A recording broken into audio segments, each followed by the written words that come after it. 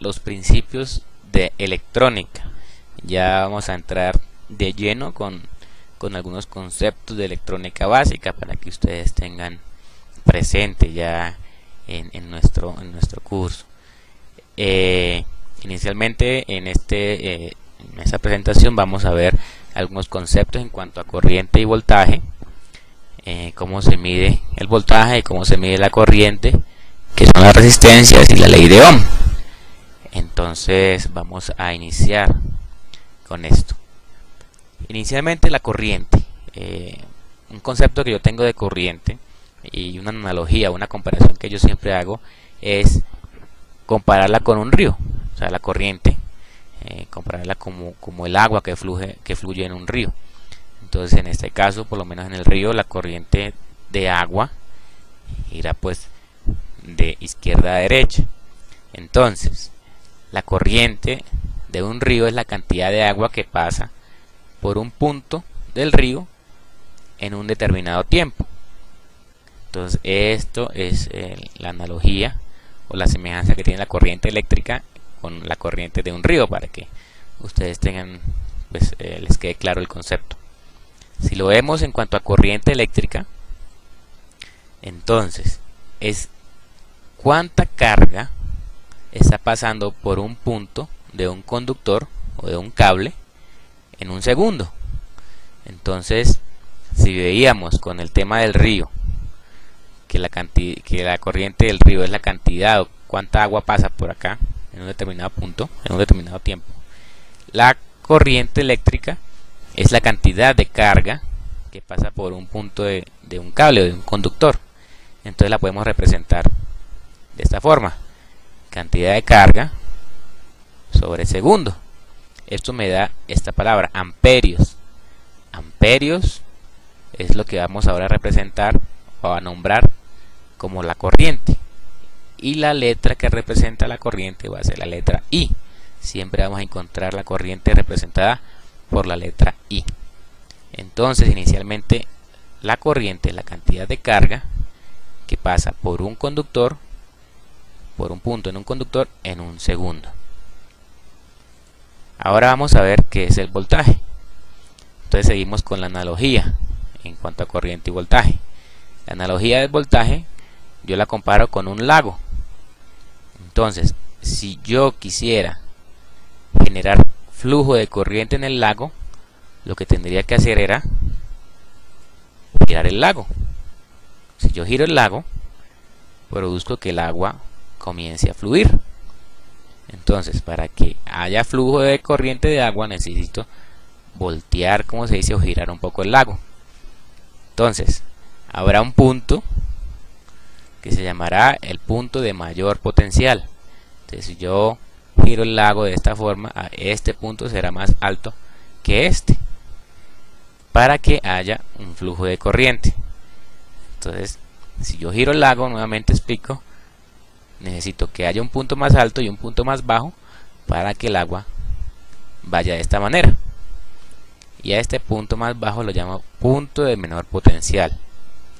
Entonces, nuevamente el voltaje, si lo represento como un lago, es la diferencia, tener un punto más alto y un punto más bajo. Ese es el voltaje, que haya un punto más alto, un punto más bajo, para que haya un flujo de corriente. Si lo represento, o si hago la misma comparación con el voltaje eléctrico, ya no con el ejemplo del lago, el voltaje en la parte eléctrica, en este caso por lo menos una batería, la batería tiene una diferencia de potencial. Entonces la batería tiene un punto más alto, que se llama punto de mayor potencial o punto positivo, y va a tener un punto más bajo, que va a ser el punto de menor potencial o punto negativo. Entonces requiero un punto más alto y un punto más bajo para que fluya la corriente. Así como en el lago yo necesitaba que hubiera un punto más alto y un punto más bajo para que el agua comenzara a correr, en la parte de corriente necesito que haya un voltaje, es decir, que haya un punto más positivo y un punto más negativo, y así habrá corriente. Entonces ese es el concepto entre voltaje y corriente inicialmente. Entonces el voltaje eléctrico queda representado, ahora pues el concepto será voltaje o diferencia de potencial, es la presión o trabajo que ejerce una fuerza sobre una carga para que produzca una corriente. O sea, el voltaje será el trabajo, o sea, lo que yo necesito hacer, el esfuerzo que necesito hacer sobre una carga para que haya una corriente. Entonces el voltaje se representará en este caso por una V de voltios. Entonces siempre vamos a encontrar una V representando el voltaje y una I representando la corriente. Vamos ahora con nuestro siguiente slide. La siguiente presentación es en cuanto a la resistencia.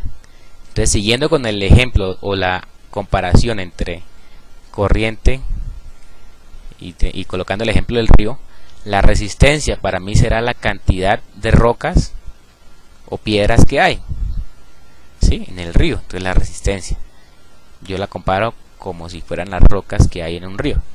Entonces, obviamente en el tema de las rocas se oponen a que pase el agua. Es decir, si hay muchas rocas, va a haber muy poca agua por acá circulando. Por el contrario, si hay pocas rocas o muy poquitas rocas, habrá mucha más corriente de agua. Entonces, la resistencia en el tema de electricidad es lo que se opone al paso de la corriente eléctrica.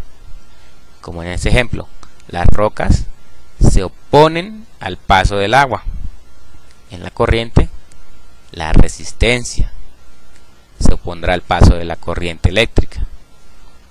Bueno, por ahora el tema de los conceptos de corriente, voltaje y resistencia los presenté pues de una manera